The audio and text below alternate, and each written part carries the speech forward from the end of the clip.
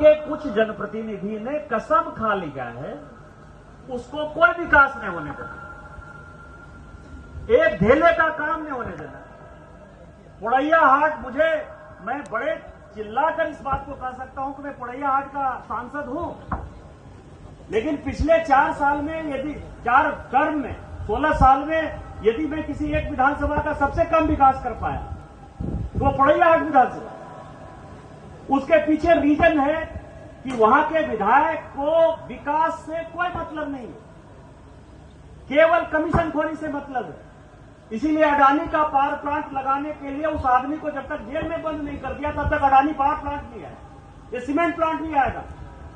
और कितना कमीशनखोरी है यदि आप कहिएगा तो मैं पब्लिकली बता दूंगा कि कितना रुपया महीना अडानी उसको दे रहा है।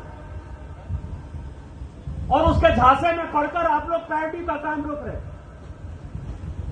आंदोलन करना चाहिए। यदि वो कोचिंग कॉम्प्लेक्स नहीं बनेगा तो ये सारी ट्रेनें जो 9 ट्रेन यहां से गोड्डा से खुल रही है वो सारी बंद हो जाएगी।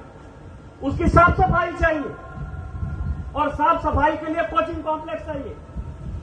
और इस देश में जितना भी स्कूल बना, कॉलेज बना, अस्पताल बना, वो सब लोगों ने दान किया है। आजादी के आंदोलन में जितने लोग शहीद हुए उनको ये नहीं पता था कि उनके परिवार का क्या होगा। इसी गोड्डा में कम से कम 50 स्वतंत्रता सेनानी परिवार को मैं जानता हूं जो भूखे पेट मर रहे हैं, उनको कोई रोजगार नहीं है, उनको कोई काम नहीं है, लेकिन उन्होंने आजादी के आंदोलन में अपना सर्वस्व निछावर कर दिया। यहां एक रास्ते के लिए, पैरडी के लिए जो है आप रोकने की बात करते हैं। क्या गोड्डा के लोगों को आंदोलन नहीं करना चाहिए खड़ा होके? और मैंने एसडीएम साहब को कहा है कि रेलवे जो कर रही है यदि जेन्युइन प्रॉब्लम है तो उसमें यदि जाना है, अंडरपास जाना है तो अंडरपास बनाइए, लेकिन पुलिस को खड़ा करके इस कोचिंग कॉम्प्लेक्स को पूरा करिए। नहीं तो गोड्डा का जो मेरा मन में सपना है गोड्डा के विकास का वो कहीं कहीं अवरुद्ध होगा। मैं पूरा तो करूंगा, आज पूरा करूं, 2 साल बाद पूरा करूं, 5 साल, क्योंकि मैं गोड्डा से जाने वाला नहीं हूं। गोड्डा जब तक जनता नहीं चाहेगी तब तक मैं नहीं जाऊंगा। जब तक बाबा भोले का आशीर्वाद है मुझे दुनिया की कोई ताकत नहीं हरा सकती। इसीलिए मैंने इस बार चुनाव में भी कहा कि मैं चुनाव में वोट मांगने नहीं जाऊंगा, और लोगों ने बिना वोट मांगे हुए मुझे चुनाव जिताया। इसीलिए विकास चलता रहेगा। तीसरा है कि ये रेल लाइन चित्रा बासुकीनाथ हमारे क्षेत्र में, उसके लिए भी राज्य सरकार ने कहा कि हम और उनको संथालपना का, इस गोड्डा का विकास करें। आज ही फाइनल हुआ अलाइनमेंट।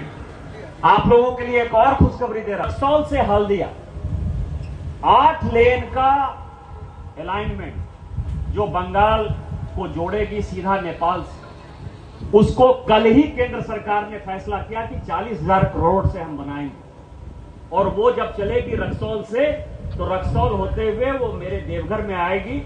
देवघर और सरैया हाट का जो बॉर्डर है जमुनिया गांव, वहां उसको टच होगी और उसके बाद सोना ठाराई ठाड़ी और पालोजोरी होते हुए जाएगी। गोड्डा के आदमी को मुश्किल से 2.5-3 घंटे में आप लोग कलकत्ता पहुंच जाइएगा। उसका भी काम अगले साल से अंदर 40,000 करोड़ का प्रोजेक्ट।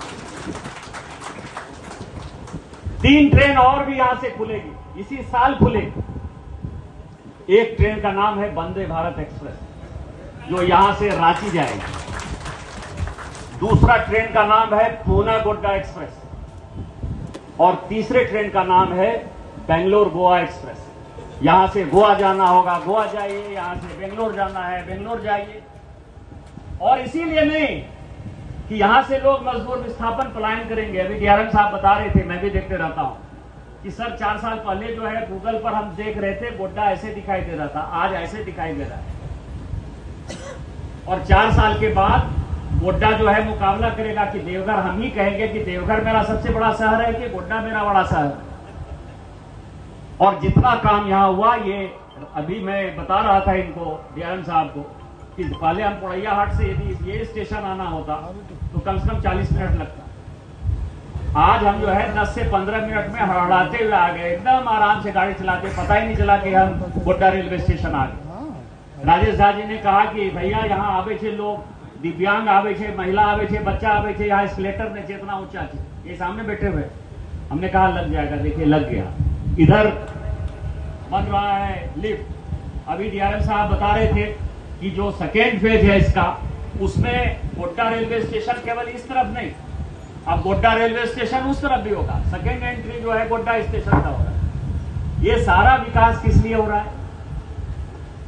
क्योंकि आप लोगों ने भारतीय जनता पार्टी को, आप लोगों ने मोदी जी को देश का प्रधानमंत्री बनाया है।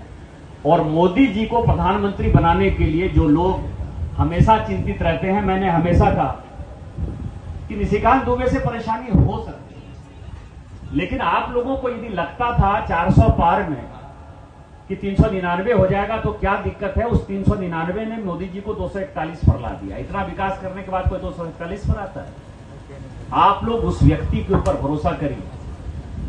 दलित, शोषित, आदिवासी, वंचित, ओबीसी, फॉरवर्ड, क्योंकि इकोनॉमिकली वीकर सेक्शन को भी उसी आदमी ने रिजर्वेशन दिया। यदि किसी ने सर्व समाज के बारे में सोचा, किसी ने गोड्डा जैसे पिछड़े इलाके के विकास के बारे में सोचा, तो किसने सोचा?